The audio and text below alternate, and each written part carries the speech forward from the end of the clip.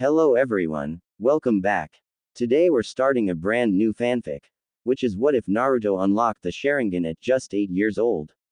Part 2. If you enjoy this story, please like the video, subscribe, and let me know in the comments if you want a part 3. Now, let's begin the fanfic. Of course, was the Kusa-nin's reply. He stood from his seat and pushed in his chair. Before anything could be done, he spun around and kicked one of the ninja into the other and jumped through the window and took off across the rooftops with Leaf Ninja after him. Looks like he got away. Kurama spoke through the mental link. Yeah, but hopefully they can catch him before it's too late.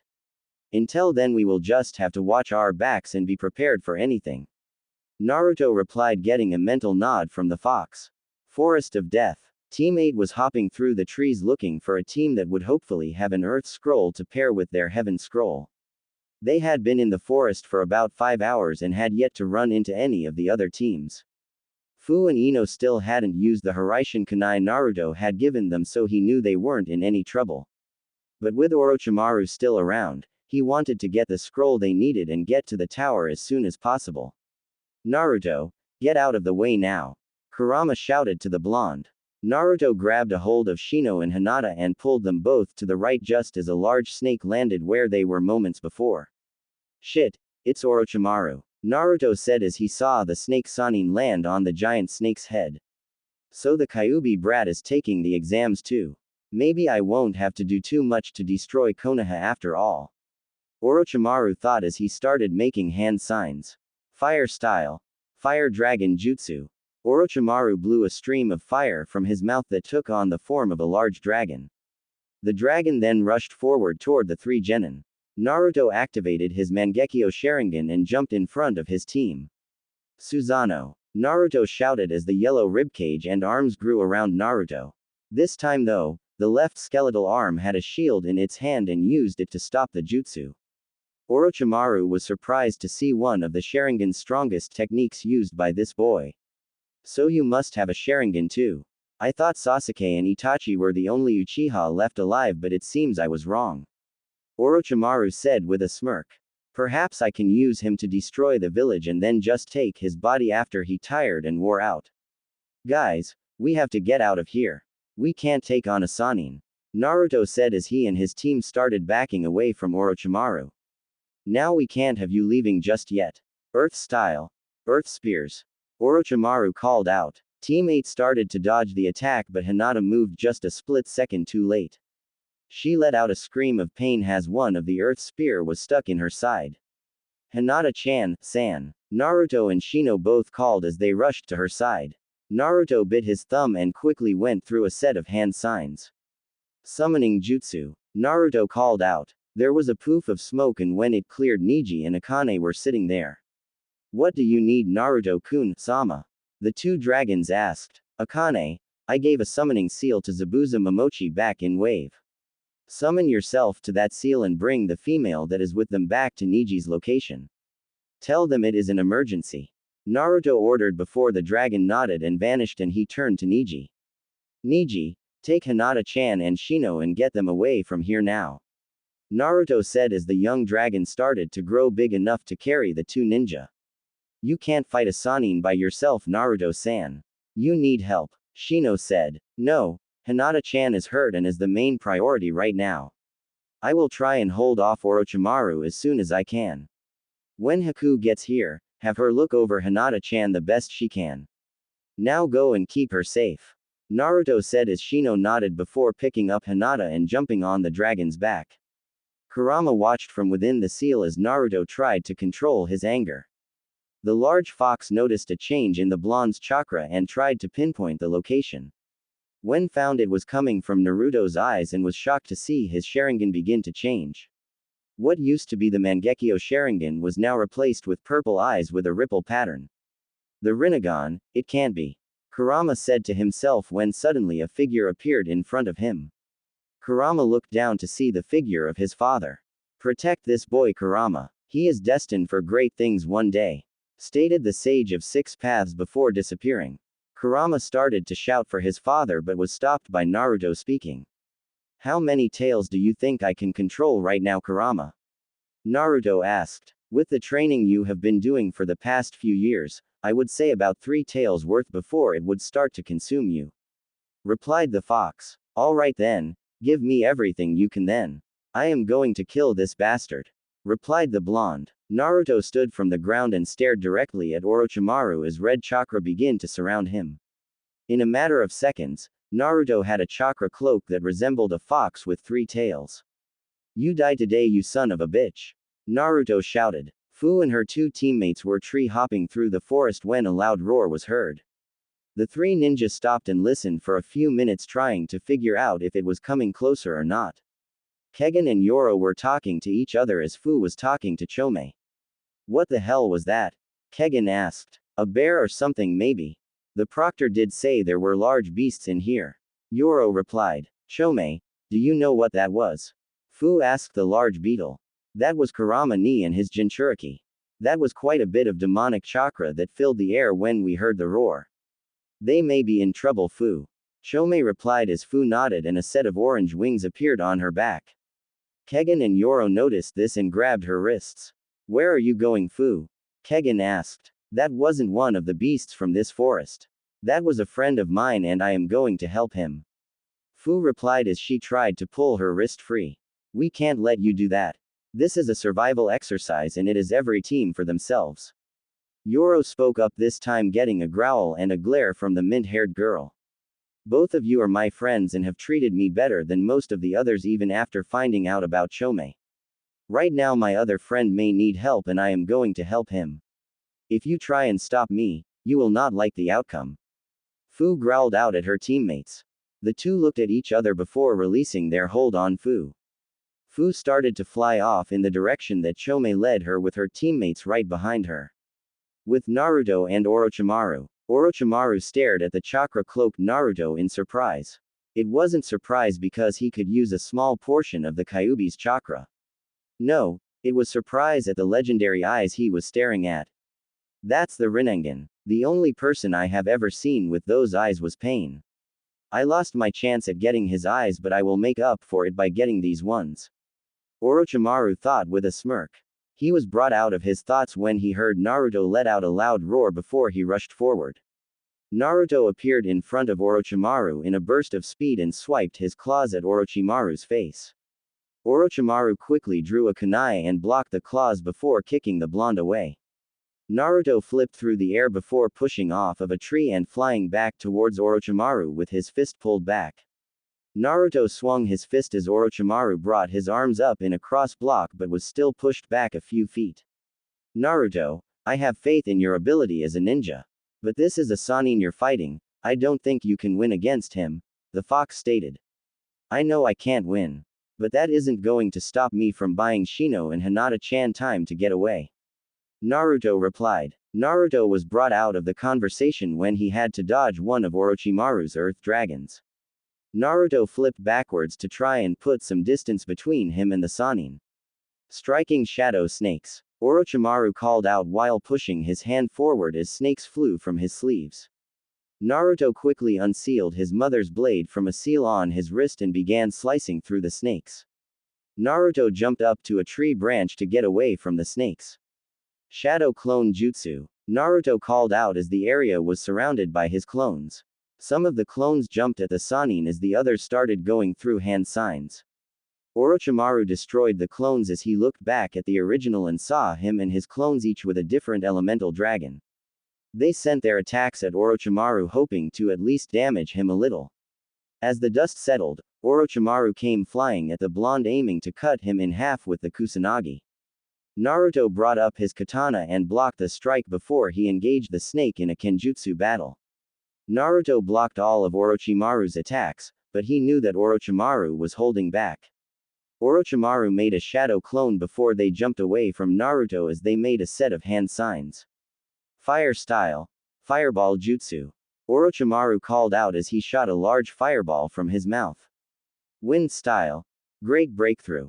Orochimaru's clone shot a large blast of wind from his hands as the wind made the fireball increase in power as it flew at Naruto. Susanoo. Naruto called as once again as the yellow skeletal form of the ribcage and arms appeared around Naruto with the large shield. The attack hit the shield and pushed Naruto back a few feet before the flames died out. Naruto looked around for the Sannin and was unable to find him. "Below you, Naruto," Kurama said, causing Naruto to jump away just in time. Naruto jumped away to a nearby branch and made a few shadow clones. The clones rushed forward, and as they got within a few feet of Orochimaru, Naruto called out his next jutsu. Shadow Clone Explosion. Naruto waited to see if his attack had done any damage as the dust began to settle. Naruto watched as the dust settled as Orochimaru came up from the ground with only a few scratches. Naruto grit his teeth and started to prepare another jutsu before he saw a vision of sorts of an attack he had never heard of before. Naruto jumped into the air and started falling straight for the Sannin. He was right over Orochimaru as the Sannin started to swing his blade into the air to impale the blonde. However, Naruto thrust his arm forward and shouted his attack. Almighty Push. Orochimaru was caught off guard as an invisible force exploded from Naruto's hand and drove the Sannin into the ground. Naruto kept pushing chakra into the attack in hopes of doing some damage to Orochimaru. After a few seconds of using the attack, the power died down until the attack had ended. Naruto looked at Orochimaru's body as his chakra cloak disappeared. "Kit, behind you," Kurama shouted, but was too late as Orochimaru bit down on Naruto's neck, leaving his curse mark.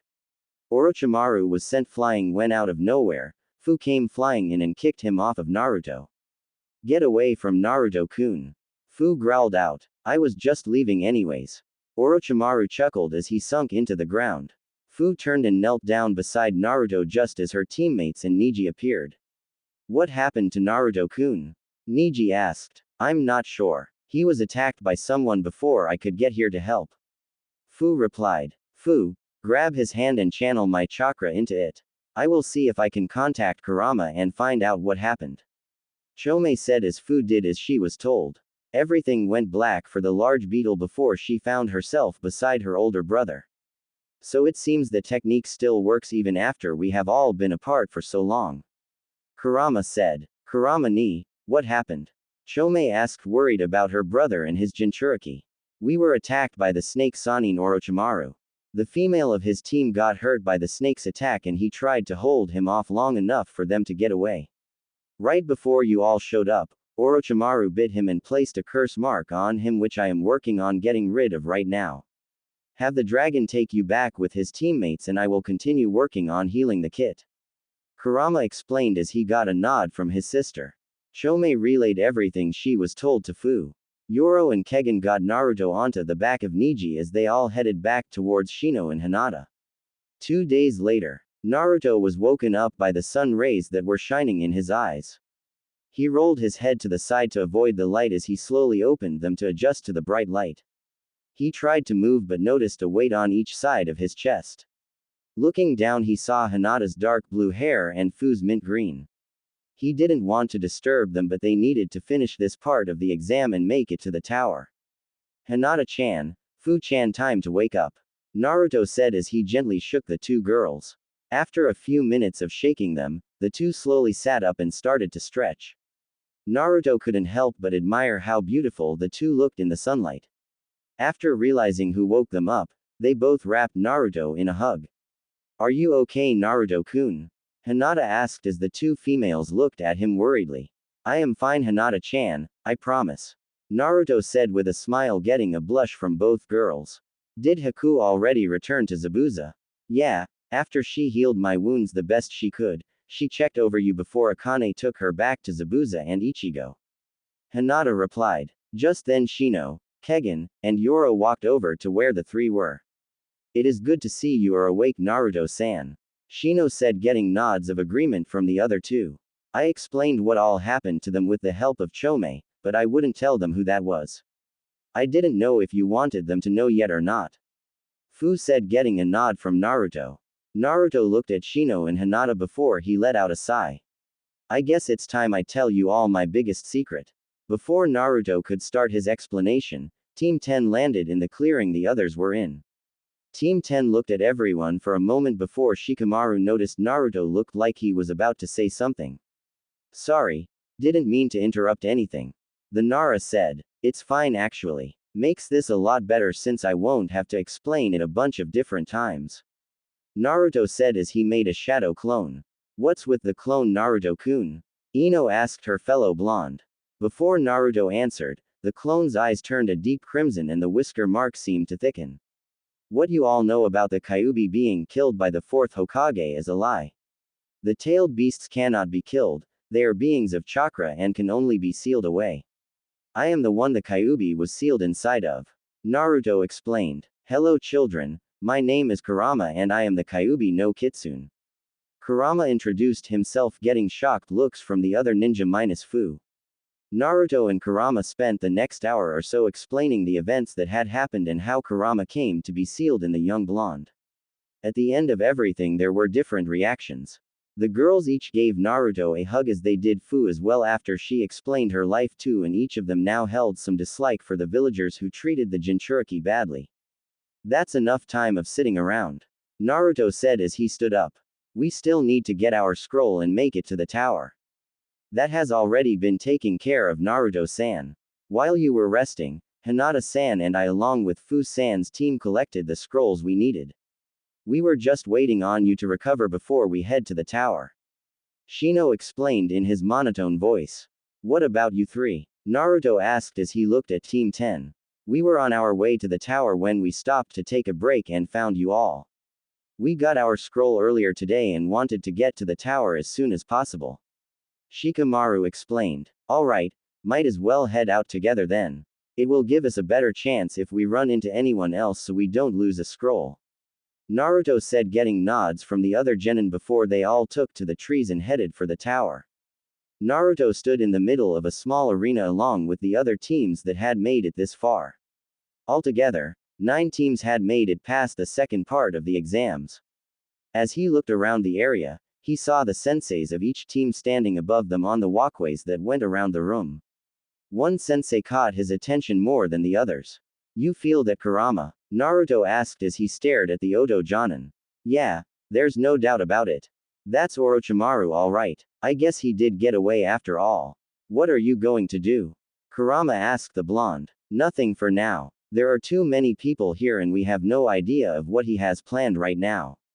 Just keep an eye on him for now and if you notice anything let me know. Naruto said, getting a mental nod from Kurama. Welcome to the second half of the second part of the Chunin exams. There are 9 teams here, which means we have 27 of you hoping to become Chunin. Now before we can continue on with the exams, we have to lower the number a bit, so we are going to hold a round of preliminary matches. One of you will get a bye to the next round since we have an uneven number of participants. If your name doesn't appear on the board behind me, please go to the walkways to watch the match. Hayate explained in between coughs. An electronic board starting running through names until it stopped on 2 random names. All but the 2 whose names were shown moved out of the arena to watch the match. Naruto leaned on the rail next to his sensei as Hinata, Fu, and Ino joined him. Who do you think will win, Naruto-kun? Hinata asked, even though she was sure she knew the answer. Shino has this 1-1. Sakura never really liked bugs, and if she still hasn't gotten over that then she already lost. Naruto replied with a smile. XXX. Back down on the floor, Shino stood staring at Sakura. It would be wise for you to surrender, Sakura-san. Shino said in his normal monotone voice. I ain't quitting, so bring it on. Sakura replied as she threw 2 kunai at Shino, who easily dodged to the right. He raised his hand as a swarm of insects flew from his sleeve at the pinket. Sakura dodged the insects and started to throw more weapons at Shino until she saw a few of his insects on her hand. She started comically throwing her hands around trying to get the bugs off her, getting a round of laughter from some of the other contestants. While Sakura was distracted, Shino sent out another wave of insects that grew into a large cloud of bugs that floated over the girl. Surrender now, Sakura-san, before I let my insects descend. Shino said. Sakura looked around for a few moments trying to find a way out but couldn't. She hung her head as she raised her hand and surrendered. Both genin jumped out of the arena to watch the next match. The next few matches weren't much to watch. The first match had Fu and Lee against Kiba and Zaku. Fu and Lee quickly put an end to the match with Lee's speed and Fu's water jutsu. The next match could hardly even be called a match. It was Jugo versus Yoroi, with Jugo winning. Jugo knew what nature chakra could do to someone who couldn't control it, so when Yoroi started absorbing Jugo's chakra, Jugo just allowed him to do so until Yoroi was turned to stone, making Jugo the winner. Everyone watched as the board shuffled through names again. When the names were chosen, Hinata and Naruto were both unsure of what would happen. The next match was Hinata versus Neji. Naruto knew that Hinata was strong in her own right, but with being injured by Orochimaru just a few days ago, he was unsure if she could handle it or not. Hinata started walking down to the floor but was stopped by Naruto. Hinata-chan, are you sure about this? I know you are strong, but can you handle it with what happened with Orochimaru? Naruto asked, worried. I have to try, Naruto-kun. I won't run from Neji anymore. Hinata replied with a smile, getting a nod from Naruto. Just be careful, Hinata-chan. XXX. Naruto gripped the rail hard enough to bend the metal slightly as he watched the match. Hinata started out putting up a good fight against her cousin. But then the injury she suffered from Orochimaru started bothering her. She struggled to defend against Neji's attacks, but she refused to back down. He watched as Neji insulted her and continued to attack non-stop, slowly gaining the upper hand. He watched Neji charge up chakra in his fingers for another attack as Kurama spoke to him. Kid, stop him now. There is enough chakra in that attack to kill her. Kurama shouted, causing Naruto's eyes to widen before he disappeared from his spot using the Shunshin. Neji was about to connect with his chakra-infused fingers when he was kicked in the side of the head and sent flying into the wall. As Naruto landed, his eyes shifted from their normal blue to the Rinnegan. Universal pull, Naruto said as he held his hand up to Neji. Neji was pulled from his spot against the walk straight for Naruto. Naruto grabbed him by the neck and spun and planted Neji in the wall beside him. Neji's sensei Might Guy landed behind Naruto. That's enough, Naruto. Naruto paid Guy no attention as he stared as the wide-eyed Hyuga. You try and harm Hinata-chan again, and I will make sure you pay. You better hope I am not your opponent next time, Naruto said as he tossed the Hyuga at his sensei. He then picked up Hinata and carried her as the medics led him out of the area. XXX. Naruto walked back into the fighting area about half an hour later. The first thing he saw was the two Odo males yelling and hitting their female teammate. As the bandage-wrapped ninja went to strike the girl again, Naruto appeared behind him and caught his wrist. You aren't supposed to hit women, Naruto said as he walked in front of the girl. She is an Odo ninja, this doesn't concern you, brat, spoke the disguised Orochimaru. Naruto looked over his shoulder at the scared look the girl was giving him. Do you want to stay in Odo? If you want, I can give you protection here in Konoha under my clan, Naruto asked, getting a nod from the girl and shocked looks from her teammates. Naruto started walking but stopped next to Orochimaru. You better watch your back, hubby Tem. I am sure Hokage-sama knows you are here. So you know it's me. How did you find out? Orochimaru asked with a small smirk on his face. I have the Kyuubi sealed within me. I can sense negative emotions, and the ones coming from you now are just the same as from the forest. You harm anyone I care about and you will not leave alive, Naruto replied before placing his hand on the Odo female's shoulder and using the Shunshin to appear next to Kurenai. Sensei, can you get Neko-chan for me? Naruto asked. Kurenai raised an eyebrow but nodded her head. She vanished and reappeared a few minutes later with Anbu Neko. Naruto turned to the sound ninja and spoke. What is your name? Kin Tsuchi. Kin replied. Naruto smiled at the girl as he spoke.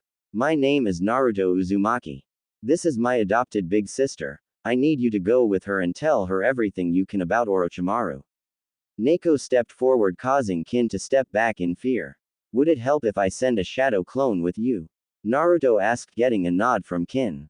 Naruto made a shadow clone and Kin instantly grabbed his hand before Naruto turned to Neko. I can take her to the T&I department. Will you let Gigi know Orochimaru is here as the Odo team's sensei? Naruto asked, getting a nod from Neko before the three vanished. So what fights did I miss? Naruto asked. Suigetsu won against Kin, Karen won against Choji, and Shikamaru won against Masumi, Ino said as they all turned back to the arena. So that leaves 11 of us left to fight, Naruto said mainly to himself. And one of them is Shukaku's host. You and Chomei's host are the only two who stand a chance against him, so if he does fight, it had better be against you, Kit. Kurama said, from his mind, getting a nod from the blonde. How is Hinata-chan? Fu asked. She will be fine. She has some bruises and a few scratches from how hard Neji was attacking, but she will be fine with some rest. Naruto replied, getting a nod from the mint-haired girl. XXX. Naruto stood watching the match between the two competitors.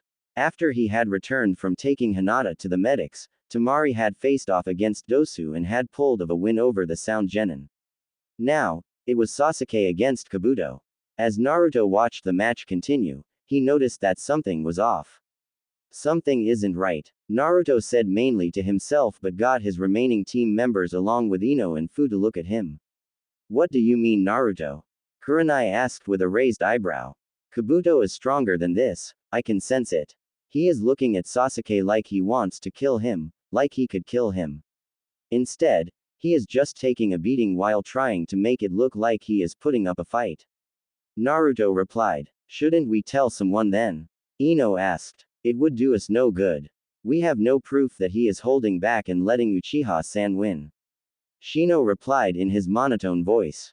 The others just returned to watching the match. After about another 10 minutes, Sasuke was declared the winner and both genin moved off the floor. As the names were cycled through, Naruto just hoped that Gaara's name wouldn't be picked. I need Naruto Uzumaki, Ino Yamanaka, Tenten, and Kankuro to come down, please. Hayate announced from the arena floor. Gaara will automatically advance to the finals. You ready to do this, Ino-chan?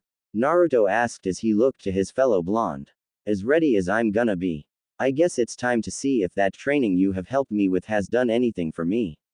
Ino replied as the two blondes jumped over the railing and landed in front of their opponents for the match. So how much are you going to show of your power, Kit? Kurama asked as Naruto stared at the two genin in front of him. Nothing on the scale of the Rasengan or your power just yet. I need a few surprises to keep for later. Tenten uses weapons, so a few wind jutsus should be able to handle her attacks. I don't know what the puppet user is capable of, so we'll just need to be careful with him. Naruto replied. You can sense that the one in front of you isn't a human, right? Kurama asked the blonde. Yeah, I already noticed it. Naruto replied before turning his attention to Hayate. Begin, Hayate announced before moving out of the way. Naruto unsealed a kunai and threw it at Kankuro as soon as the match started. Kankuro dodged to the side before staring at the blonde. Why don't you quit hiding behind your puppet and play with the rest of us? Naruto asked. The wrappings on the bundle on Kankuro's back came undone to reveal another Kankuro before the first one turned back into the puppet. So you managed to see through the henge. Not bad. Kankuro replied as he moved his fingers and the puppet started shooting Senbon at the blonde. While Naruto was dodging the Senbon, Ino was dodging sword strikes from Tenten as she pushed the blonde backwards. Ino knew that Tenten was skilled in weapon use and that she needed to get some distance between her and the weapon user to launch her own attack. She blocked another strike from Tenten's blade with a kunai as she was pushed backwards once again.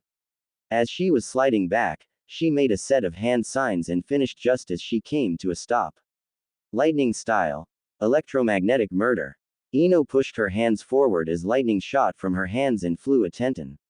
Right as the lightning was about to strike, Tenten jumped above it and threw a few kunai at Ino as the blonde dodged to the right.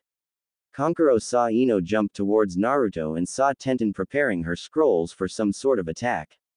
He pulled his puppet back to him, getting a confused look from the blonde. Backing down already? Naruto asked. I would just rather keep my puppet from getting hit by a stray attack. Kankuro replied with a smirk. Before Naruto could reply, he heard Tenten shout out behind him. Twin rising dragons. Naruto spun around to see Tenten start raining down weapons over Ino. Naruto ran towards Ino as he made two shadow clones that unsealed his mother's scythe from a seal on his wrist. The two clones stood in front of the two blondes and began spinning the scythes in an attempt to block the weapons that were coming from Tenten. Seeing one of the clones get dispelled, Naruto started making his own set of hand signs. Just as the last clone popped, Naruto released his jutsu. Wind style. Great breakthrough. Naruto blew out a large gust of wind that knocked the other weapons out of the way and pushed Tenten back next to Kankuro. Thanks Naruto-kun, Ino replied as she stood next to her fellow blonde. No problem. Can you charge up another electric jutsu? Naruto asked. Yeah, why? Ino replied as she and Naruto both started making hand signs. When my jutsu connects, launch yours. Water style. Hydra destruction. Naruto said as he slammed his hands to the ground as 5 water spouts erupted from the floor. The 5 spouts joined together to take on the form of a creature with 5 heads. The heads of the creature launched forward and started striking at the other 2 genin. Tenten and Kankuro started dodging the water attack as well as they could. After a few minutes of dodging, both genin were struck by one of the 5 heads and held in the mouth of the creature. Lightning style. Electric strike. Ino called out as she clapped her hands together and sent a bolt of lightning flying at Naruto's jutsu. The lightning struck the water, shocking the 2 genin trapped in the attack. After a few seconds of holding the jutsus, Naruto and Ino both released them only for Kankuro and Tenten to fall to the floor unconscious. After Tenten and Kankuro were taken by the medics, the genin that advanced to the final were all lined up in front of the Hokage. You have done well in making it this far in the exams. You will all have 1 month to prepare yourselves for the finals. Hiruzen started. Will we know who our opponents will be? Suigetsu asked. Not until your time to participate in the finals. This way you all will have to train hard and work on different ways of not only beating 1 or 2 people, but each of the winners in today's matches. You have 1 month to train and get as strong as you can to represent your village and try to obtain the rank of Chunin. I wish you all the best of luck. Hiruzen finished as he turned and left as each of the remaining ninjas started heading back to the village. It had been 3 days since the start of the month-long training period for the genin who were still in the Chunin exams. Naruto had done some training in his mindscape with Kurama and had learned that he had unlocked 2 out of 7 paths of the Rinnegan, the outer and Diva paths. Kurama had explained what he knew of the Rinnegan from what he knew of his father using it. Kurama had told him that the Almighty Push and Universal Pull were part of the Diva Path, and Naruto had learned he had chakra chains that were part of the Outer Path's abilities. He was currently walking down the streets on his way to the Hyuga compound to speak with Hiyashi. As he made it to the gates, he was stopped by the guards. May we help you? One of the guards asked. I need to speak with Hiyashi-sama if he is available. Naruto replied. One of the guards walked inside the gate and returned a few minutes later. Hiyashi-sama is busy at the moment but said if you would like, you can wait in the gardens and he will be with you as soon as he can. The guard replied, getting a nod from Naruto as the blonde made his way into the compound. As he sat by the koi pound waiting for Hiyashi, he sensed someone watching him from nearby. He turned his head slightly and out of the corner of his eye he saw a young girl with dark brown hair that reached down to her mid-back. He realized that this must be Hinata's little sister Hanabi. You know, it's not nice to stare at people. Naruto said as he watched Hanabi jump at being caught. A few moments later and she walked over next to where he was sitting. Who are you? Hanabi asked, curious as to this person was. My name is Naruto Uzumaki. You must be the little firecracker that Hinata-chan is always talking about. Naruto replied with a smile to the young girl. I am not a firecracker. Hanabi stated with a pout, getting Naruto to chuckle a bit. Why are you here? I came to talk to your father about Hinata-chan. Naruto replied. What do you need to talk about Hinata for? She is weak and can't do anything. She can't even beat me during one of our spars. Hanabi said, causing Naruto to get upset that Hinata's own sister was putting her down. He saw Hiyashi walking toward them and the older Hyuga must have heard what his youngest had said by the look on his face. Naruto met his eyes and the two shared a silent conversation with Hiyashi nodding a few seconds later. You know Hanabi, your sister isn't as weak as everyone thinks she is. Have you ever thought that there is a reason that she always loses to you? Naruto asked. What would she have to gain from losing to me? Hanabi asked, interested in why her older sister was always losing. She does it to protect you, Hanabi. Naruto said, getting Hanabi to look at him. What I tell you cannot be talked about outside of us. Only your father, sister, and I know about this. When your father was coping with losing your mother after you were born, the elders got him to sign a paper saying that he had to brand whichever one of his daughters didn't become clan head. Naruto started getting a shocked look from the young Hyuga. Your sister knows about this and had decided that she would rather get the branding herself instead of seeing you go through that pain. That is why she chooses to lose to you. So she can protect you in any way she can. Naruto finished and saw tears coming from the girl. But I don't want Nei-chan to have to be branded either. Hanabi said through sobs. And she won't. Your sister has feelings for me and I'm not completely sure yet, but I may have feelings for her as well. I am planning on rebuilding my own clan and Hinata will be able to marry into my clan and won't have to worry about either one of you being branded and you will be the clan heiress. Naruto explained before Hanabi tackled him in a hug and started saying thank you over and over. Run along now, Hanabi. I need to speak with your father. Hiyashi waited until she was gone before walking out. That's the happiest I have seen her in a long time, thank you Naruto-kun. What is it you need to talk about? Is Hinata-chan able to travel yet? Naruto asked. Yes, the Hyuga doctors have already healed her. May I ask why? Hiyashi asked confused. I am going to talk to Gigi and see if I can go to Uzushio. I want to visit my homeland and there are a few people that I want to take with me. Naruto said, getting a look of understanding from Hiyashi. Want to show the girls that may help rebuild your clan where your clan started. It is fine with me Naruto-kun if Hokage-sama permits it. Hiyashi said, getting a smile from the blonde. Yeah, there are a couple other girls that may like me that I am going to take with me if they are allowed. Thank you Hiyashi. Naruto replied with a bow before running off. XXX. Naruto was hopping from rooftop to rooftop heading for the Hokage Tower. He wanted to talk to him and find out if he could go and visit his homeland. He knew the old man would probably let him as long as one of the Jonin accompanied and he knew who he wanted to accompany him. As he made it to the Hokage Tower, he jumped up the side of the building and stopped at the top floor window to the Hokage's office and stepped inside. Good evening Naruto-kun, what can I do for you today? Shouldn't you be out training? Hiruzen asked as he turned to look at Naruto. I have been training Gigi. Naruto said as he tapped the side of his head.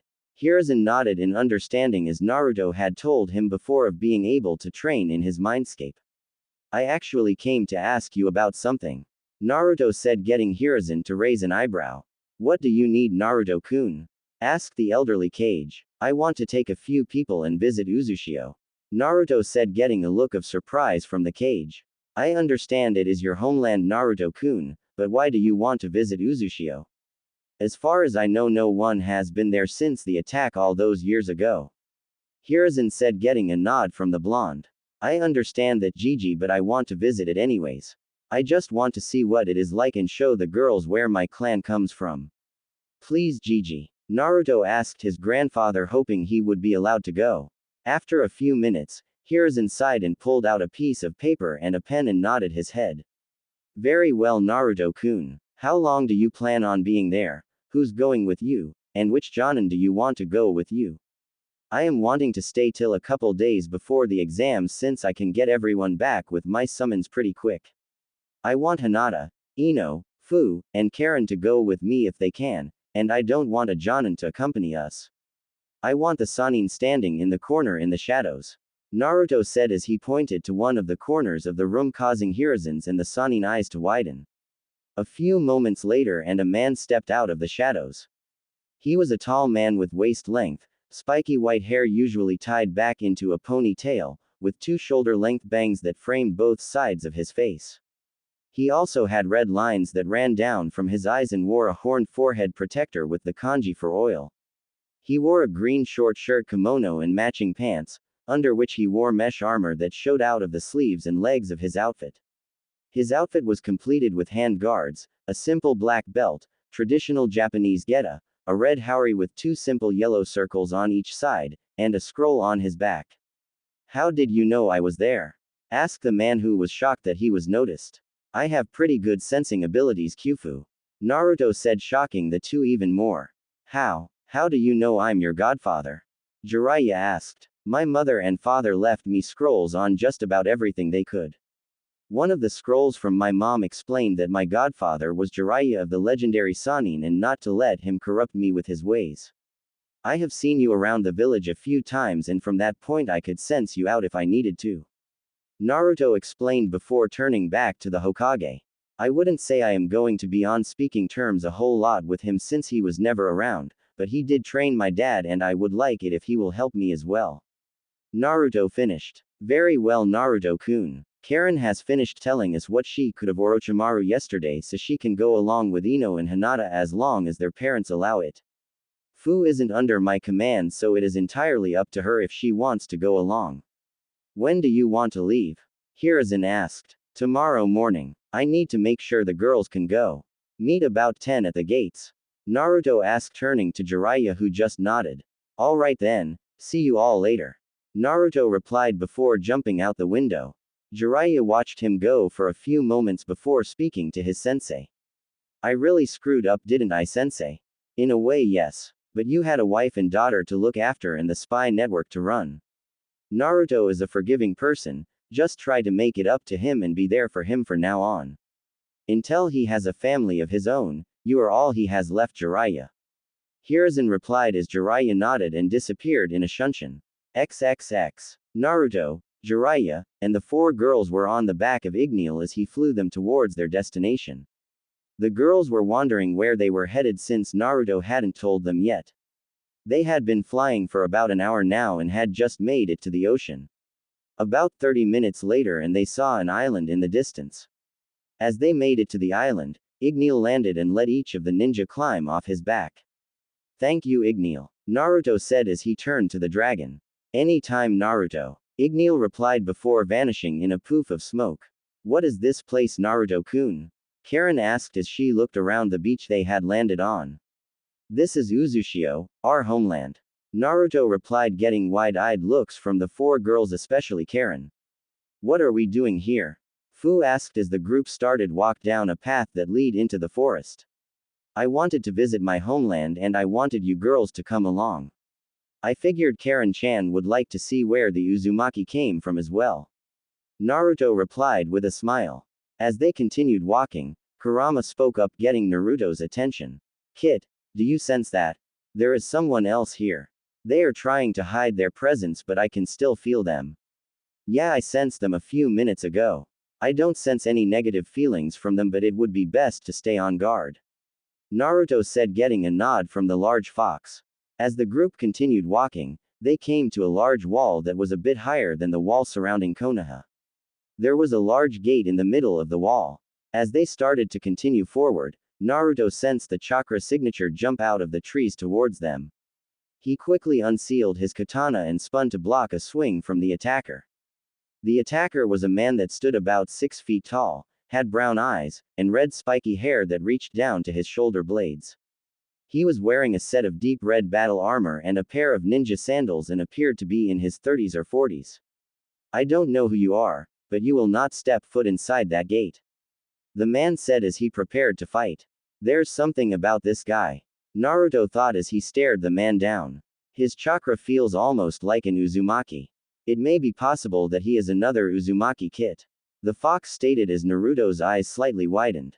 What is your name? Naruto asked as the rest of his group watched but were ready to help if he needed it.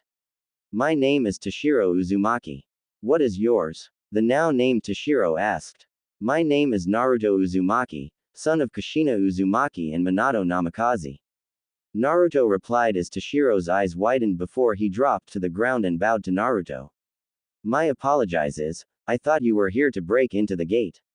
I had no idea there were any other Uzumaki left, especially of the royal line. Toshiro replied. Please do not bow, I don't really care for things like that. We are the only 3 Uzumaki left. Naruto said as he gestured to Karen. I am planning on rebuilding the clan and there will be no royal and branch lines. Naruto said as he turned back to the gate as Toshiro walked up next to him. I have never been past the gates, so I have no idea what lies beyond this.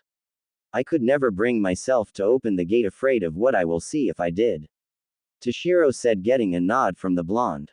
Naruto stepped up and saw a seal on the door that he recognized as a blood seal. Using his blade to slightly cut his palm, he pressed his bloody hand to the door as the seal began to glow. Let's see what lies beyond this, shall we? Naruto asked as the gate started to open. The gates slowly opened to reveal a road leading from the gate and up a hill. On both sides of the road were wide open fields with what looked to be the remnants of barns or some other building. In the distance above the hill, they could see part of a single tower standing above the hill. That is the Uzukage Tower. I am surprised it is still standing after all this time, Toshiro said as the group continued walking down the road. How did you know I was from the royal line, Toshiro? Naruto asked. My family were part of the Uzukage's personal guard. I had met Kushina-sama when my father had took me to meet the family I would be protecting when I was old enough. Your mother would have been the next Uzukage and now that position is rightfully yours. Toshiro explained. The group neared the top of the hill and could see more partially standing buildings. As they made it to the crest of the hill, the group stopped when they saw the village. The streets had the remains of ninja scattered all through the village. As the group continued on into the village, they noticed some of the metal plates from headbands were from Uzushio while others were from Kumo, Iwa, and Kiri. As the group of ninja continued to look around what was left of the bodies, the 3 Uzumaki members were growing angrier. Most of the remains of the Uzu ninja still had old rusty kunai and swords stuck in the bones that remained. Why are Kiri, Kumo, and Iwa headbands here? Fu asked. Uzushio was a strong village due to the use of fuinjutsu and kenjutsu. The village was on its way of becoming the 6th hidden village of the elemental nations. Before that happened though, Kumo, Iwa, and Kiri grew afraid of what the village would become capable of and attacked Uzu. A few from our clan managed to escape and find shelter elsewhere. Even though Uzushio lost in the end, we still took down a large portion of 3 of the great villages with us. Toshiro explained to the mint-haired girl. Shadow clone jutsu. Naruto called out as 200 clones appeared.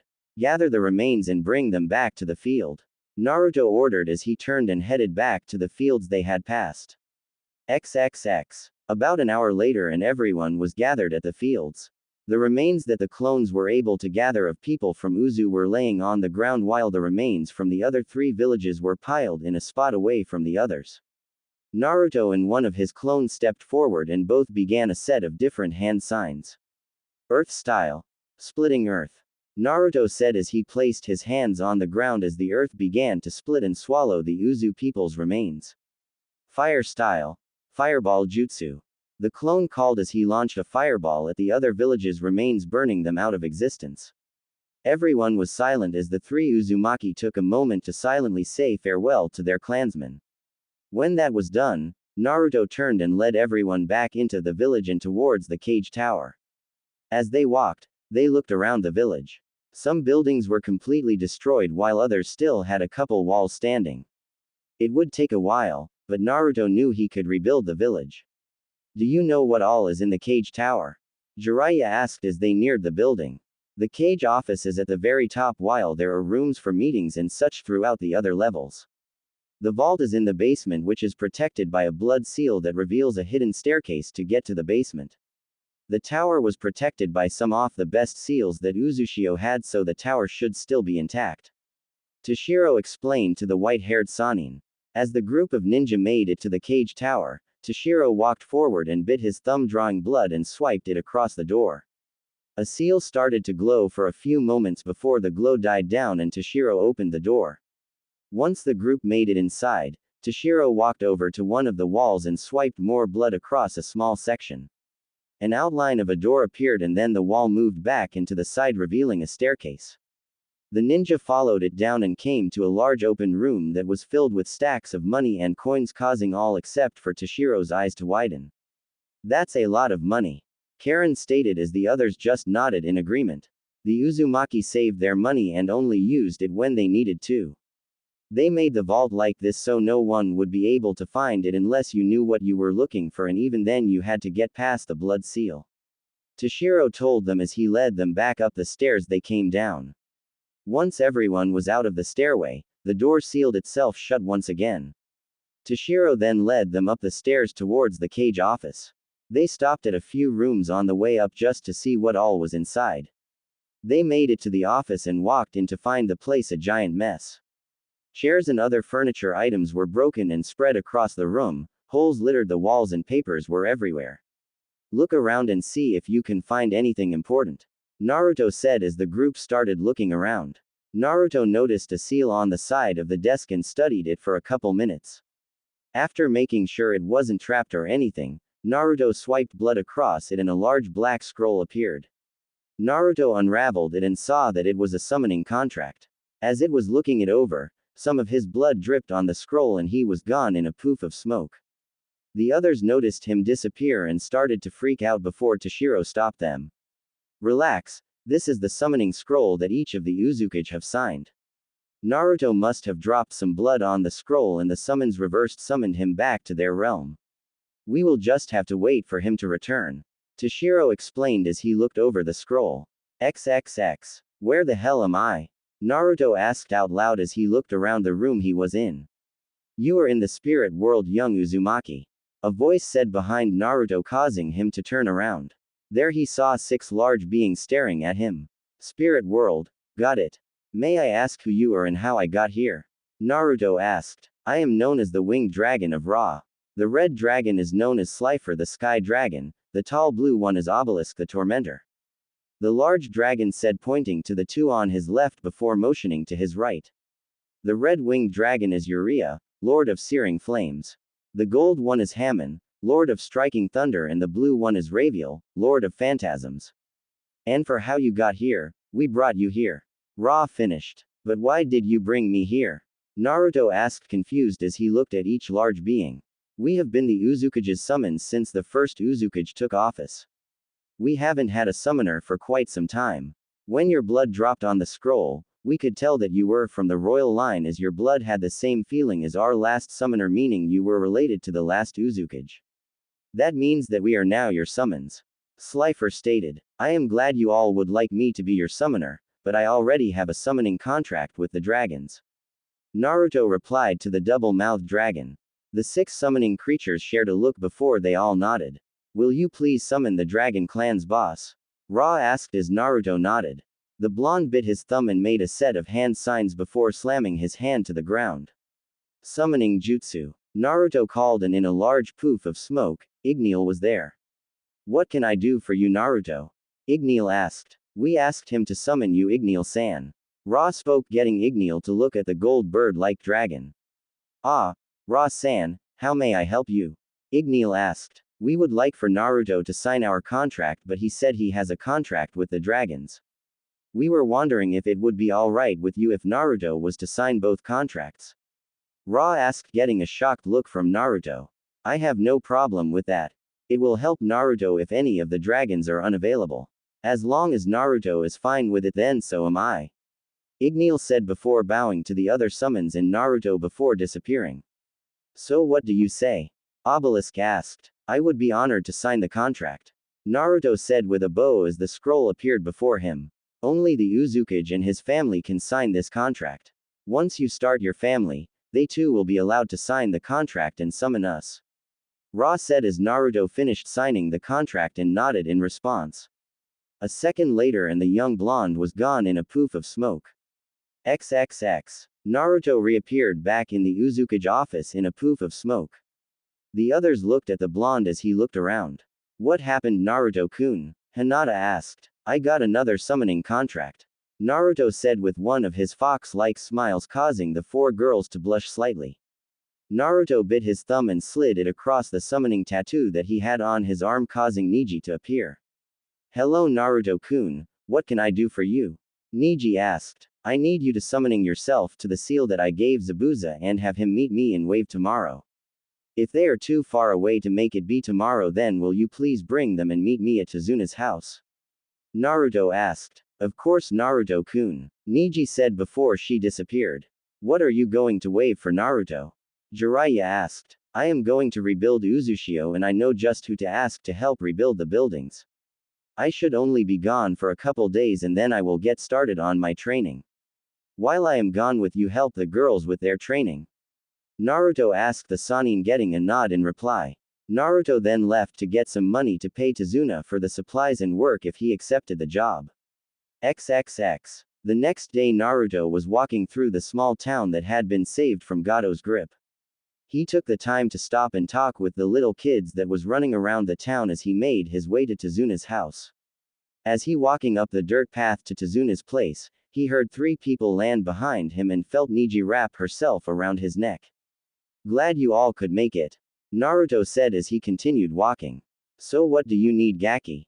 Zabuza asked as they followed the blonde. How many of the swords have you been able to find? Naruto asked. We have all of them except for Samahata, Kabutowari, and Haramakare. Kisame has Samahata and one of the Mizukage's ninja has the Haramakare. I haven't been able to get any leads on the Kabutowari though. Zabuza replied, getting a nod from the blonde. In about 3 weeks I need you in Konoha. Orochimaru is planning an invasion and I don't plan on letting him accomplish destroying the village. After that you can resume your search for the blades. Naruto said. So what are you doing back in Wave, Naruto? Haku asked. I came to ask Tazuna if he would build the buildings for Uzushio. Like I said when we first met, I am going to rebuild Uzu and I thought I would ask Tazuna to help.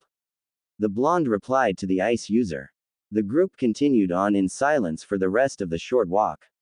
As they made it to Tazuna's house, Naruto walked up and knocked on the door. After a few moments of waiting, Tsunami came and opened the door. When she saw who it was, she immediately pulled him into a hug. Naruto, it's good to see you again. Tsunami said. It's good to see you too. How have you been? The blonde asked. I have been good. Everything is doing so much better since you all took care of things. Dad, Inari, come here. Tsunami said. A few seconds later and Inari and Tazuna came in from the kitchen. Naruto ni. Inari shouted as he tackled Naruto in a hug. Hey Inari, old man. Naruto replied with a smile. I told you I'm not old, damn it. Tazuna said as he shook Naruto's hands and nodded at the other three ninja. What brings you around, Naruto?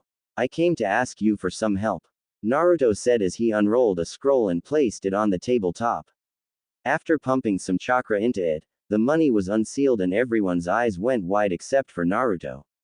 I am going to rebuild Uzushio and I need someone to build the houses and other buildings. You interested? Naruto asked. You know I'll help Naruto, but this is way too much. Tazuna said. Keep it, Tazuna. I have a whole lot more back in Uzushio. Use it for the three of you or use it for the village. Naruto replied. It will be a few days to get everything gathered up and ready to go. But I will be there in about a week and a half. Tazuna said. Niji, can you help bring everything to Uzushio? I'll summon a few other dragons to help and we'll just get everything done in one trip. Naruto asked the small dragon. Of course, Naruto-kun. Niji replied as Naruto pet the top of her head. It had been a month since the preliminary matches for the Chunin hopefuls. Hiruzen was currently making his way to the cage box to start the finals of the Chunin exams. He knew that Orochimaru was going to make a move sometime today, he just didn't know when or where he was currently at. As Hiruzen continued on his walk, he looked down in the stadium and frowned at not seeing Naruto and the girls standing down there with the others, and also noticed that Sasuke was late as well. Are you sure he is going to be here, Jiraiya? Hiruzen asked to seemingly no one. Jiraiya appeared out of the shadows from behind his sensei and stood next to the aged cage. He had returned to Konoha a few days ago to prepare for the invasion. He and Tsunade were hiding in the shadows waiting to help their sensei at a moment's notice if they were needed. He'll be here, sensei. He and the girls trained hard for this over the last few weeks and they won't miss this chance. They all have gotten a lot stronger. Jiraiya replied, getting a nod from Hiruzen as he continued on his way. As Hiruzen arrived at the cage box, he saw the cage sitting in one of the seats. The two cage bowed to one another before Hiruzen turned to the stadium. He gave a short speech welcoming everyone to the exams and trying to buy Naruto a few extra minutes to show up.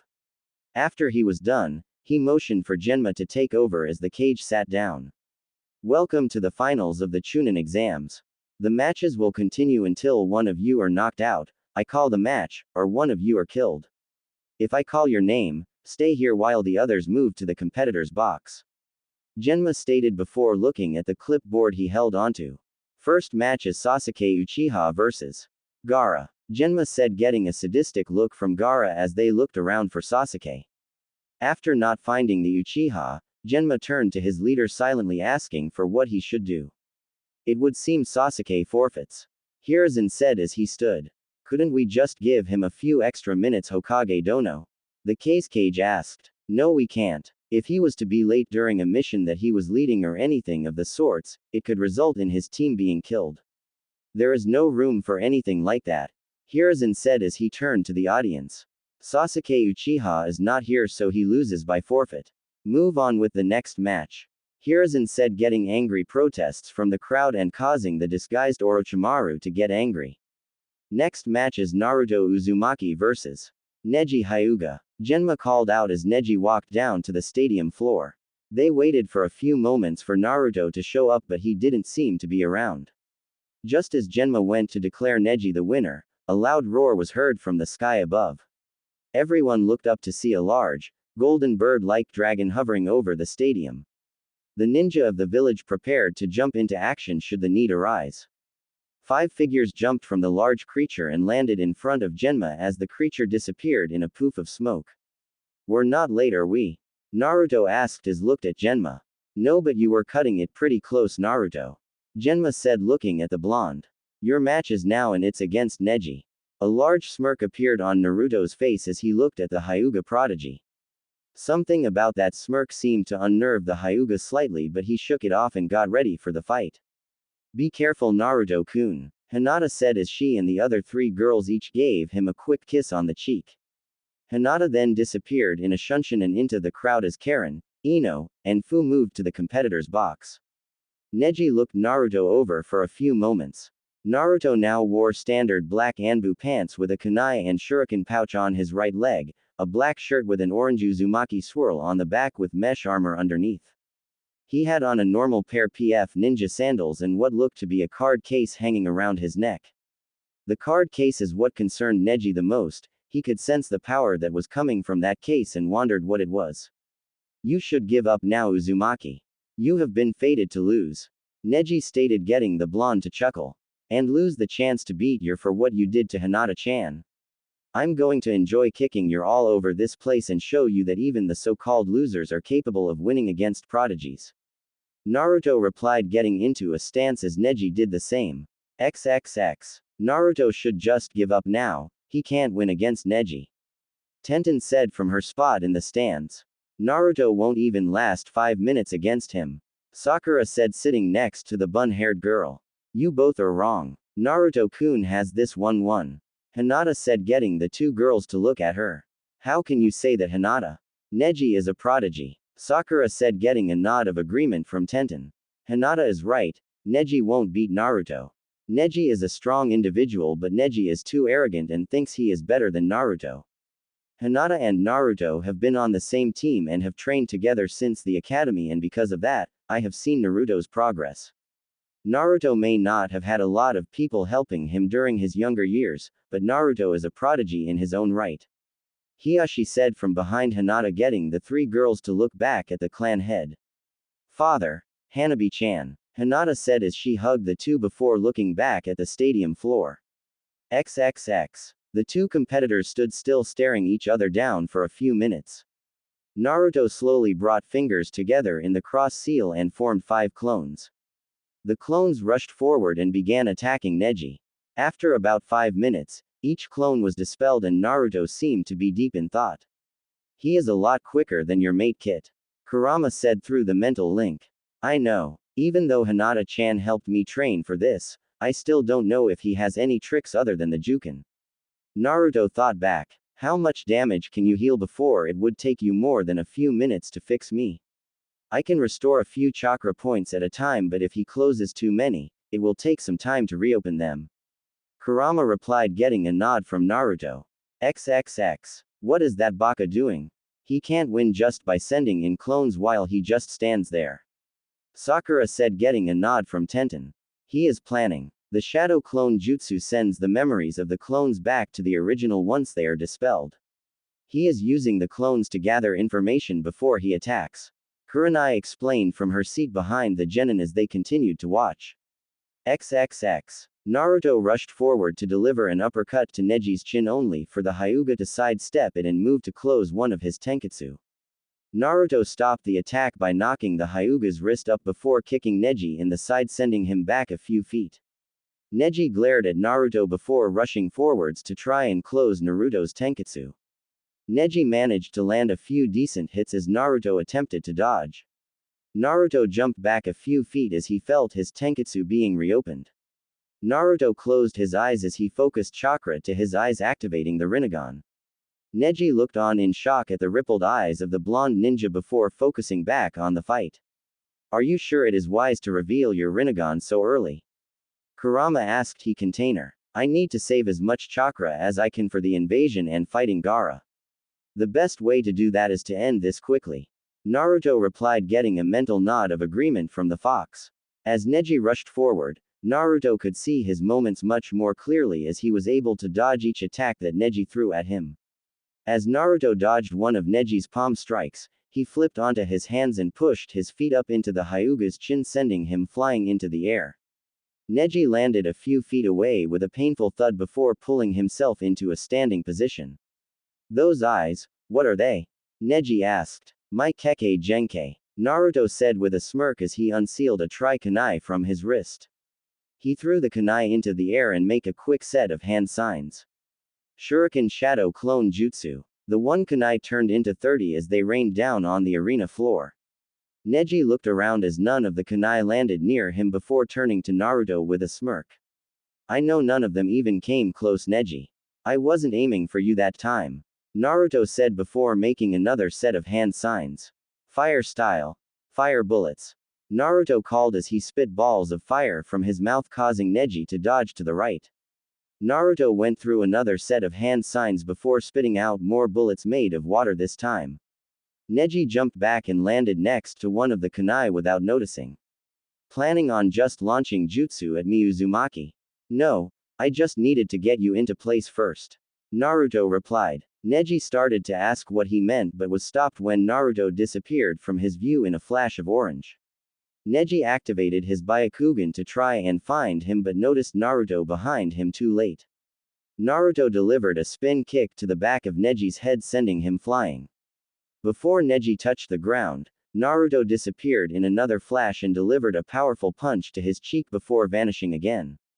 Naruto reappeared once again but was sent flying back when he hit a dome of spinning chakra. XXX. The three main house members looked on in shock at what Neji just used.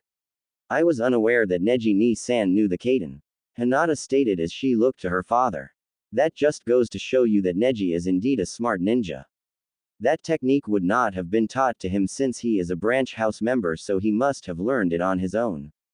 Hiyashi said. XXX. Well, I wasn't expecting that to happen, Naruto said as he stood up only to find Neji in front of him. You are within the field of my divination. Neji started getting Naruto to inwardly smirk as he charged his body with Raiden chakra through his body. Neji started striking at Naruto with his chakra-coated fingers, intending to close off his chakra points. 8 trigrams 64 palms. Neji yelled at Naruto was launched back through the air. XXX. Neji-san shouldn't know that move, it a main branch only technique, Hanabi said as she watched the match. Like I said, Neji is a very smart individual.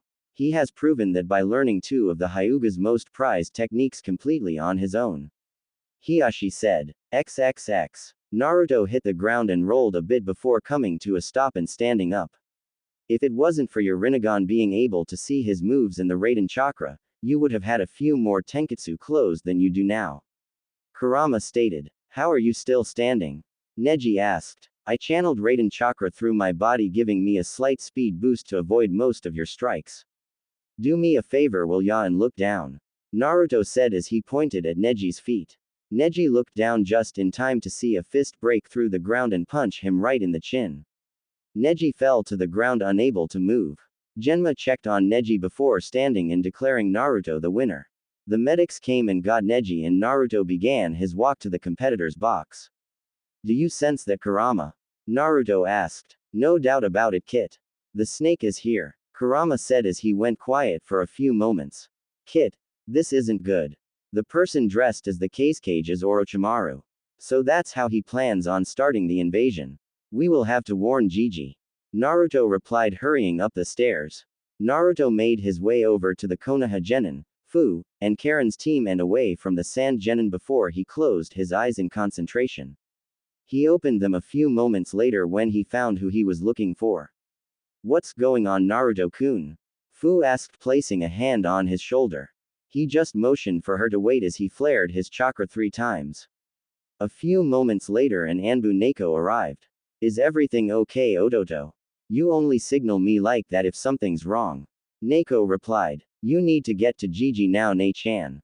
That is Orochimaru disguised as the cage. Naruto said, shocking everyone. Neko started to move before Shikamaru stopped her. Neko, tell him not to stop the exams. If we stop the exams now, civilians and the nobles will get caught in the fighting. We need to slowly get everyone out of here without raising suspicion. Shikamaru said as Neko vanished. What do we do now? Lee asked, being serious. The only thing we can do for now. We wait. Naruto replied, looking back at the arena floor as Genma called the next 2 competitors. XXX. Genma watched as the medics picked Neji up and carried him out of the arena and to the infirmary.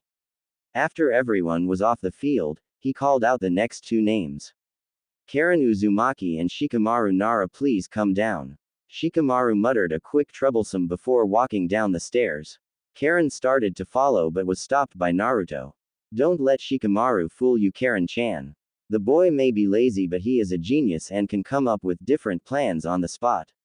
Naruto told her before giving her a kiss on the cheek, causing her to blush lightly before leaving the area. That was a good fight, Naruto-kun. And I see that you listened to what I said about giving them a chance. A voice said from behind Naruto. Naruto turned to find the clan head of the Hyuga clan standing there with a smile on his face. Thank you, Hiashi, and nothing is official yet. The 4 just simply admitted what they felt for me. What are you doing up here? I was on my way to see Neji and thought I would stop by and congratulate you on your win. I also just wanted to tell you that better you treat my daughter right, since it would seem you and the 4 girls have grown closer. Hiashi said, glaring at the young blonde. I would never let anything happen to either of them, Hiashi. Naruto replied, getting a nod from the clan head as he turned and left as Naruto turned back to the match. XXX. Karen and Shikamaru stood staring at each other for a few minutes. Suddenly Shikamaru's shadow shot forth and Karen jumped back to avoid being trapped. His shadow is a lot quicker than it was a month ago. Karen thought to herself before she started making hand signs. Earth style. Earth rampage. Karen called out as she stomped her foot to the ground, causing pieces of the earth to spike up and move toward the shadow user. Shikamaru made his own set of hand signs as he shadow rose up in front him. Shadow wall. The earth spikes hit the shadow wall and was stopped. As the shadow wall was lowered, Shikamaru didn't have any time to block the kick that connected to his head, sending him rolling along the ground. He came to a stop near a tree as he closed his eyes to think of a plan. A few moments later and he pulled a kunai from his pouch and attacked it to his vest before throwing it into the air. He launched his shadow out and Karen was shocked to see it get extra reach and connect with her own shadow. XXX. Shikamaru managed to get his shadow connected. It should be over with now. Asuma said as he lit a cigarette. Karen-chan has a few tricks up her sleeve, Asuma-sensei, don't count her out just yet. Hinata said with a small smirk. XXX. Shikamaru walked forward, which was copied by Karen. He stopped standing about 20 feet away from the red-haired woman. Shikamaru reached down to his right leg and pulled out a kunai, thankful that Karen had her kunai pouch strapped to her left leg. Do you want to quit or should I throw it? Shikamaru asked. I don't plan on quitting today, Shikamaru. Karen replied. Troublesome. Shikamaru sighed as he threw the kunai with the rounded part, aiming to knock the Uzumaki out. He and everyone else except a few were shocked to see some type of chain shoot out of her back and stop the kunai mid-flight. A few more chains appeared and joined the first one as they moved towards the Nara. Shikamaru released his jutsu and jumped back. Proctor, I forfeit. Even with my shadow possession I can't win with you having those chains. The Nara explained before he started walking back towards the stands. Winner, Karen Uzumaki. Genma said as the 2 exited the field. XXX. As Naruto and the others waited on the next match to start, Naruto felt a small chakra signal and vanished in an orange flash. He reappeared on the top of the stadium walls next to Zabuza, Ichigo, and Haku. When is the fighting supposed to start, brat? I didn't come all this way for nothing. Zabuza said. It won't be long. Orochimaru is here disguised as the cage. If I had to guess, the invasion will start during the fight between me and Gaara. Naruto said as he watched what was supposed to be a match between Rock Lee and Temari that ended with Lee knocking Temari out as soon as the match started. Have you been able to find the last sword yet? Naruto asked as he watched Ino and Suigetsu walk onto the field. Not yet, and we haven't had any leads on it either. Someone may have already found it and has it with them. If that is the case, then it could be anywhere. Zabuza replied as the blonde looked at him. Or it could be right there. Ichigo said, pointing back to the arena where Suigetsu was now wielding the Kabutowari. At least we know where all of them are now. I will talk to Suigetsu later about the sword. When the fighting starts, protect any of civilians and help them get to safety. Any Oto and Suna ninja are fair game. I have already told Gigi you three would be here, so the Leaf Ninja know not to get in your way or stop you. Naruto said, getting a nod from the three before he vanished. XXX. Naruto reappeared in time to see Ino surrender as Suigetsu had the large sword near her neck. Fu walked up next to Naruto before speaking. Where did you go, Naruto-kun? I was talking to Zabuza and the others. Who's next? Naruto replied. You are. Shino-san forfeited. He said his bugs wouldn't attack me because of Chome and her yokai. Lee won very quickly against Temari, and Suigetsu just won against Ino-chan. And since there isn't anyone left for Jugo to fight, he gotta buy this round. Fu explained. Naruto Uzumaki and Gaara Sabaku come down. Called Genma. Gaara vanished in a swirl of sand as Naruto turned to his friends. Be ready, guys, whatever Orochimaru is planning will most likely happen during this fight. Naruto said, getting nods before he vanished in a swirl of leaves and appeared in front of Gaara. As Genma started to begin the match, Sasuke and Kakashi appeared back to back in a swirl of leaves. We're not late, are we? Kakashi asked. Yes, you are. Sasuke forfeited his match and we have already moved on, so get off the field so we can begin the next match. Genma said. Kakashi and Sasuke looked at Gaara before turning to the blonde. I demand your spot in the exams, Dobi. Give it to me. Sasuke demanded. Go yourself, Uchiha. I have a match to get to and you and Kakashi need to get the hell out of my way. The blonde replied. Come on now, Naruto. Sasuke is better suited to fight Gaara than you are, so just give him your spot. Kakashi said. XXX. In the stands, Asuma was doing his best to hold Kurenai back from making her way down to the arena and attacking the silver-haired Jonin. Calm down, Kurenai. Dad won't let them get away with this. I don't care. I have had enough of that bastard talking bad about my student. Kurenai said, trying to get out of Asuma's grip. XXX. Naruto turned to the cage box and looked up his grandfather before speaking. Hokage-sama, permission to fight the Uchiha for the place to continue in the exams? Naruto asked. Very well, Naruto-kun, permission granted. The cage replied. Care to give me about 5 more minutes, Gaara? Naruto asked the redhead. Gaara just nodded before leaving the field. Naruto turned back to Sasuke and took off in a burst of speed and connected his knee with Sasuke's gut before punching him in the face, sending him rolling across the ground. Get up, Sasuke. I want to finish this quickly so I can get on with my match. Naruto said with his Rinnegan active. I am an Uchiha, I am the elite of this village. I am part of the greatest clan Konoha has ever had and you are just some orphan. When I am done with you, I will take those girls that follow you around and I'll start with that Hyuga bitch. You will never beat me. Sasuke said as he activated his Sharingan. He was hoping to anger Naruto and cause the blonde to mess up and act rash. He had succeeded in angering the Uzumaki, but not for the best. You think you are an elite? The Uchiha clan had very few elites. Itachi, Shisui, and Madara were some of the best the Uchiha clan has ever had. And just so you and everyone else know, I am not an orphan. I have a clan, 2 actually, and I am not the only remaining person in said clans. There is me, Karen-chan, and another member of the Uzumaki clan that isn't here right now, and unfortunately I also still have you here. Naruto said. What does me being here have to do with anything?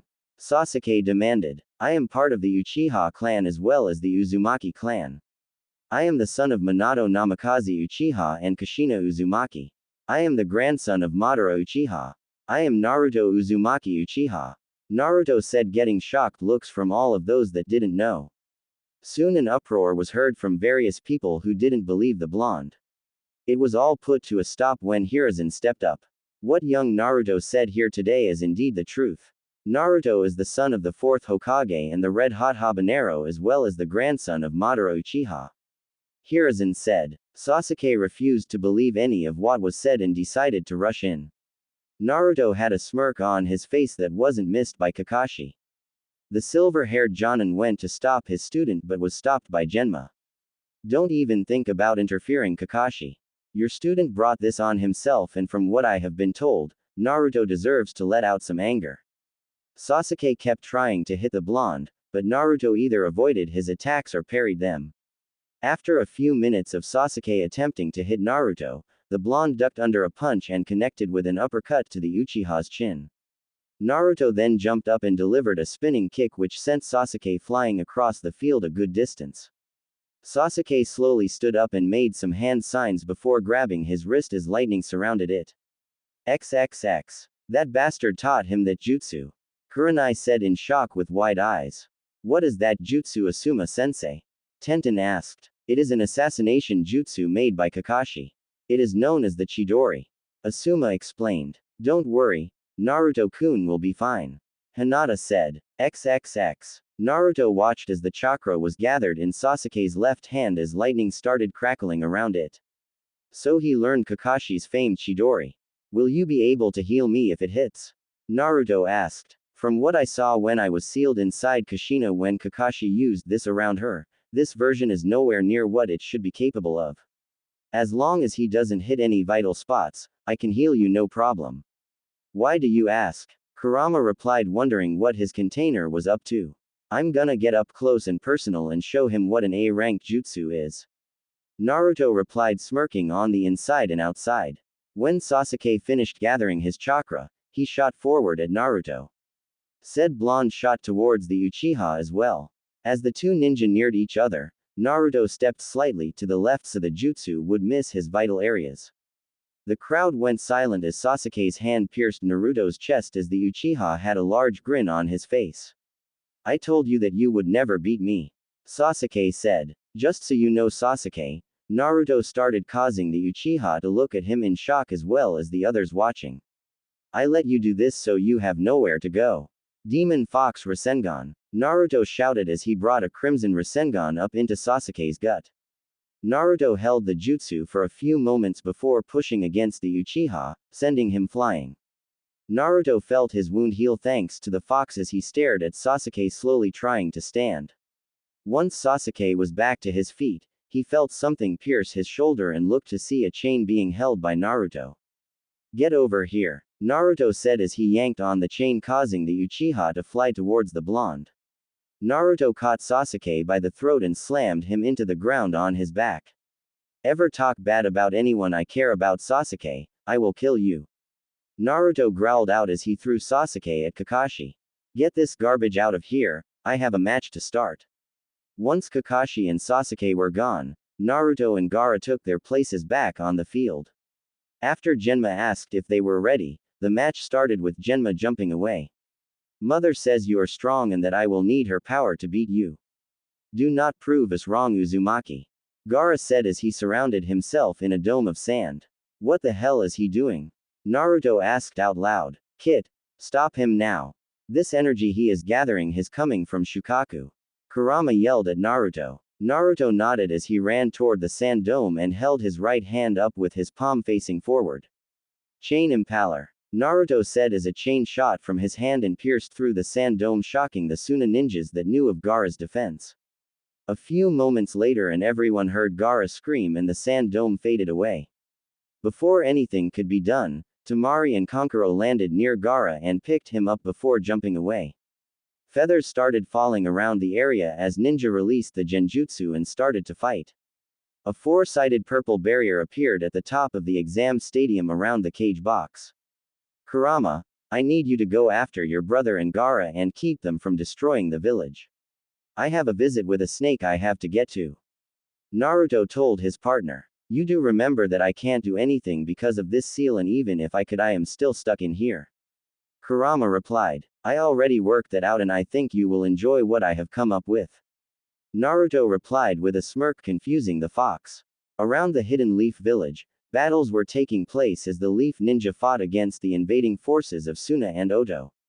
Naruto used chakra to stick to the wall of the exams arena as he ran back up towards the competitor's box.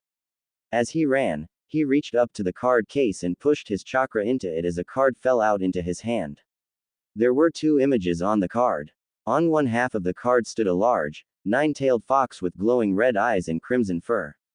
On the other half of the card, stood a crimson-haired man. The man was tall, had deep red eyes, and his hair reached down to his back. He had a katana strapped to his side that looked to be made of bone, and he wore a red kimono with black hakama.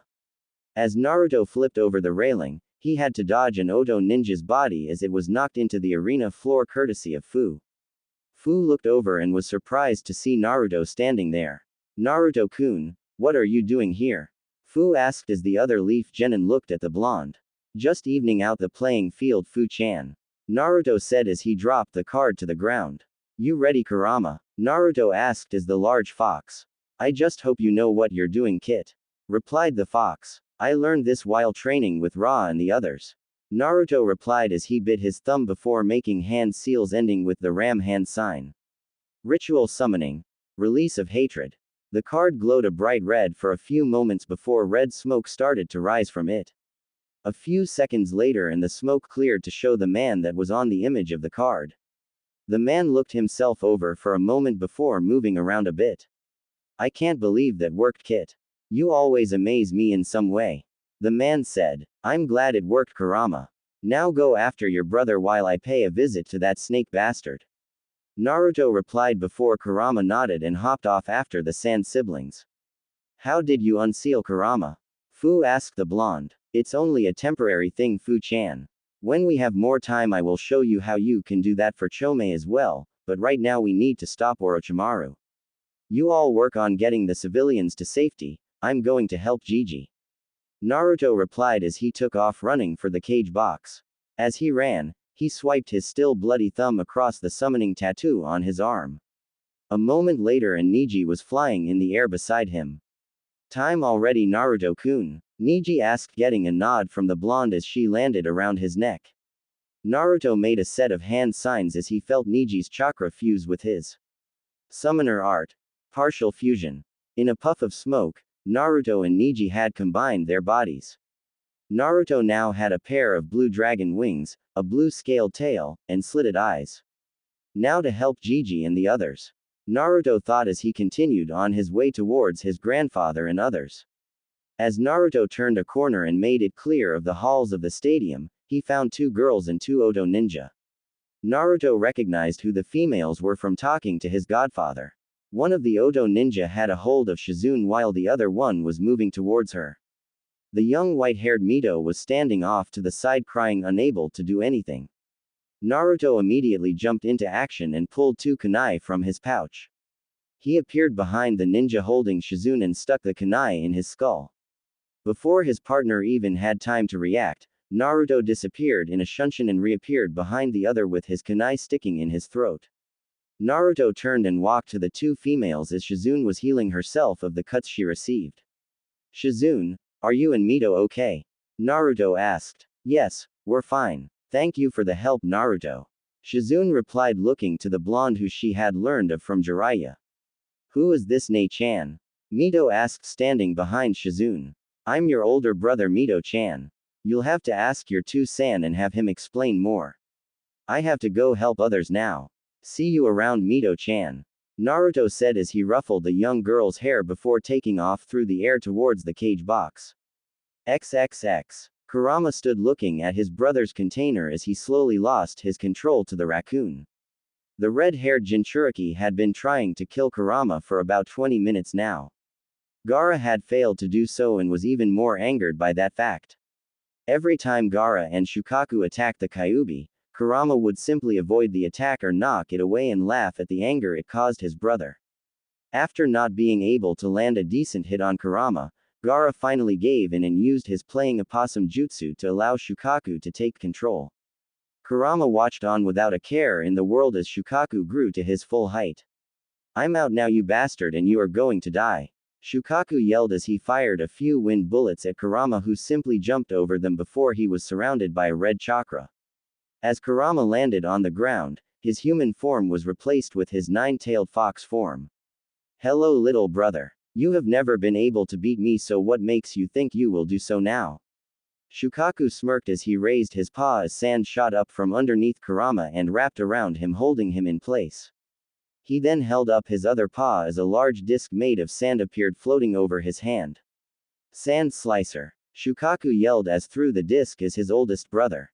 Shukaku grinned as he watched the fox's front two legs get sliced off before his grin fell as the fox started laughing. Even after all these years and you still can't even hurt me. Kurama laughed as he flexed his muscles and broke the sand bindings. A few moments later and both of his front legs regrew themselves. Fox Tail Inferno. Kurama said as his tail stood straight as a ball of fire appeared at the tip of each one before flying at and connecting with Shukaku. The attack pushed the raccoon back some and caused a little bit of damage. That won't be enough to stop me, Kurama. Shukaku yelled out in anger. I've been toying with you this whole time, but I'm getting bored, so I think I will finish this and head back to Naruto. The fox replied before making a set of hand signs. Fire style. Demon Fox Inferno. Kurama breathed out a large stream of fire that took the form of a fox's head as it flew at Shukaku. The jutsu impacted with the tanuki and created a large explosion, waking Gaara and causing Shukaku to return to the seal. Kurama caught the falling boy before he set him on the ground before returning to his human form. Kurama started walking toward the red head but stopped when Kankuro and Tamari appeared between them. We will not let you hurt our brother. Tamari said, causing Kurama to lightly chuckle. Girl, if I wanted to hurt your brother, he would already be dead. I am Kurama, the Kyuubi no Kitsune. My host is an Uzumaki seal master and can help with your brother's seal. Shukaku may be a bit insane, but even was never as bad as I saw him just now. Something is wrong with his seal and he needs help. Kurama explained. Why should we trust you? Kankuro asked. Because your father is dead. Orochimaru killed your father and disguised himself as the cage to get close to the Hokage. Your father has probably been dead for weeks and your village was following the Snake Sanin's orders. Kurama said, getting straight to the point. We will go back and speak to Naruto. Gaara said, causing his siblings to face him. If we were following someone's orders who wasn't our cage, then we need to fix this. I would also like him to look as my seal. Gaara said, getting nods from his siblings. XXX. The cage stood facing the Hokage and two of his Anbu. Hiruzen sighed and slightly shook his head as he started to speak. To think that you would have fallen this far, Orochimaru. Hiruzen said as he removed his cage robe to reveal his battle armor. So you knew it was me all along, sensei. Orochimaru said as he removed the cage robes, revealing his face. No, I only knew you would make an appearance sometime today. Jiraiya is the one who learned of your plans to invade. The Hokage said before the two Anbu removed their cloaks and masks, revealing the remaining two Sannin. Orochimaru's widened slightly at seeing his former teammates. He quickly regained his composure and smirked. Seems I am outnumbered, maybe I should even the playing field. Orochimaru said as he made hand signs. Summoning. Impure World Reincarnation. Orochimaru slammed his hands to the ground as seals appeared on the roof they were standing on. Wood coffins started to rise from the ground that had numbers marked on them. The first two coffins had the number 1 and 2 on it. A third coffin started to rise that had the number 4 but was stopped. Hiruzen. The three ninja tensed as the lids started to fall off the coffins. When the lids were finally off, the three were shocked to see the first and second Hokages. You will pay for disgracing the graves of our previous Hokage. Hiruzen stated. XXX. Naruto landed on the roof next to the purple barrier that Orochimaru's ninja had up. He closed his eyes as he focused his senses on the barrier, looking for a weak spot to break through. As his senses spread out, one of the sound ninja caught his attention. Opening his eyes, he walked to one of the corners of the barrier and looked at the red-haired female that was helping cast the jutsu. She wore a black hat with bandaged sides with a tan tunic, with black shorts and standard black shinobi sandals. After a few minutes of Naruto looking at her, the girl spoke. What the air you looking at, shithead? What is your name? Your chakra feels similar to mine. Naruto replied. Not that it's any of your business, my name is Tayuya Uzumaki. What hell does it matter to you, Tard? Tayuya asked. Naruto's eyes widened for a moment before he pulled a tri-pronged kunai from his pouch. He walked forward as his right hand glowed blue as he touched the barrier right in front of her before turning his hand as a small hole appeared in the barrier, shocking Tayuya. The cage-level ninja inside the barrier watched the blonde Uzumaki closely, especially the snake Sannin, since Naruto just reached through his barrier. Naruto placed the kunai in front of her before the hole closed and Naruto felt the strain of using so much chakra. My name is Naruto Uzumaki, last of the royal line of Uzushio. I am rebuilding the hidden whirlpool village, and if you ever want to join and leave Orochimaru, drop that in the ground. Karen and Kin, both who were previous ninja under Orochimaru, have already joined me. Naruto said just loud enough for his cousin to hear him before turning and leaving the girl to her own thoughts. Naruto walked closer to where Orochimaru was standing before the snake started speaking. What was that you did to my barrier, Naruto-kun? Orochimaru asked the blonde. I guess you could call it a master key of sorts. It is an Uzumaki technique that requires a good amount of chakra to use but can be us.